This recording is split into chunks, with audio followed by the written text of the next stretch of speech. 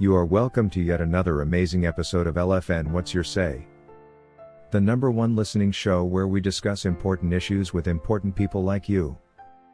We are still featuring R. Kelly. Real name Robert Sylvester Kelly. Also known as the R&B King.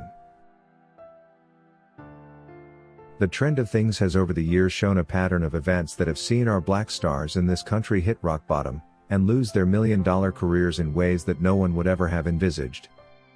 Over the decades, we have seen black stars such as heavyweight champions Jack Johnson, and the famous Mike Tyson imprisoned on charges that were hyped at the time of arrest, but later on regarded as bogus claims that could have been motivated by a combination of greed and racial injustice, as well as government system that generally disfavors the African American population and that doesn't want to see them succeed beyond certain boundaries.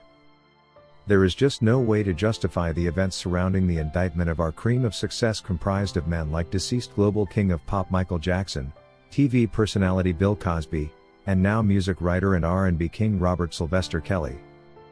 All these stars have been subjected to unnecessary legal ordeals they have had to deal with, and a series of events that have left them without a career, without money, and in some cases as Michaels without their lives. All in the name of allegations that over the years have been scrutinized closely and found wanting.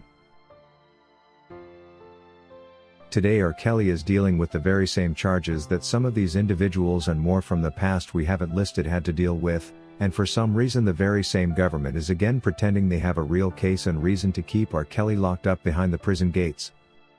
Sadly again, the same judiciary we call the Department of Justice is again at it allying with our government officials to prejudice yet another one of us, only that this time the alleged victims are now women of color as the idea of black men violating white women is slowly becoming outdated and less likely to be believed.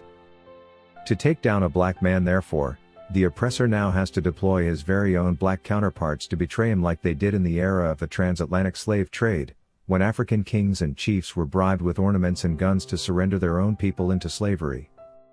Today therefore, both the alleged victims and the government watchdogs are intentionally black to make the story more believable by the whole world.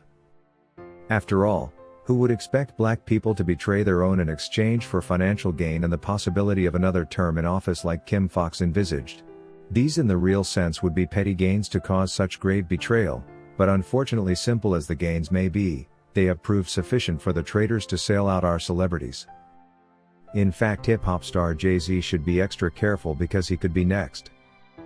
The oppressor is getting closer and closer to him considering Diddy's mansions are now being raided, and earlier on sometime last year, Snoop Dogg's tables were also shaken a little bit giving him the scare of his life.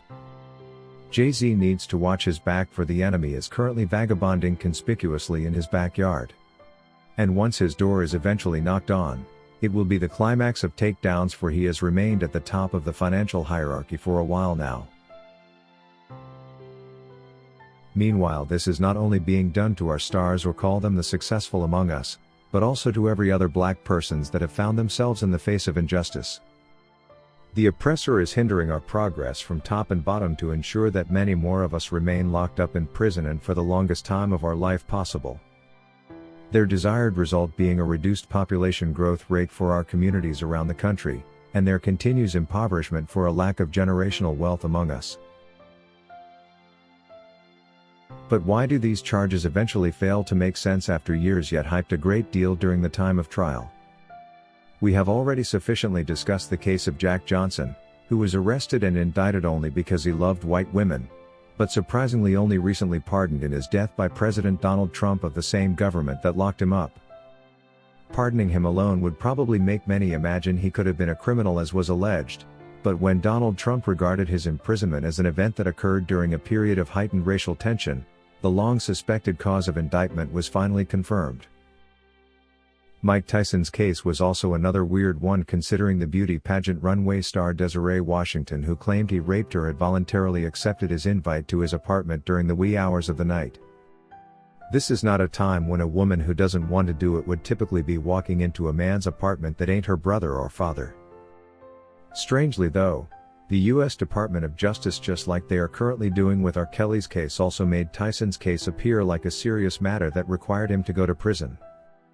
They knew well that Tyson, being an athlete, would not survive 6 years of losing his fitness behind bars, and in fact this marked the beginning of the end of his heroic career.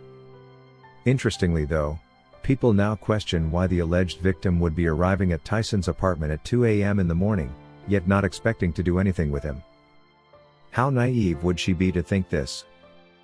Many now say this could have been a trap for her to engage in rough intercourse and wake up displaying her sore parts to the doctor as evidence of force, which is exactly what she did. As for Michael Jackson's case, it was way too weak, he even won it. However, because this happened in his favor, putting the existence of the corporation he had a partnership with at stake, he had to lose his life, and like that he died under very unclear circumstance in the presence of his controversial Dr. Conrad Murray. Interestingly though, the same justice system which always fails our people pretended to care much after his death, imprisoning yet another black pawn, Conrad Murray, who was only used by the untouchable big dogs that are now tormenting R. Kelly.